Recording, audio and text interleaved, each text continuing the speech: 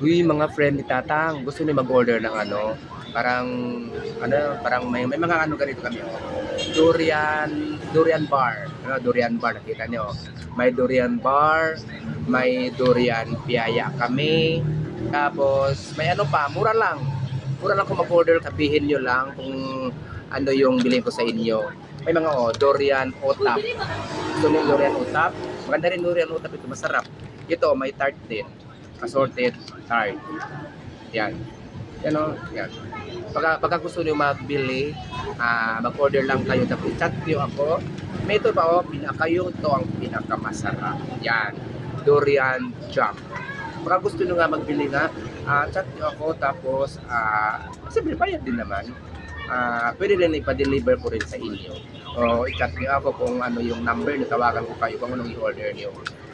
Madali lang at masarap pa.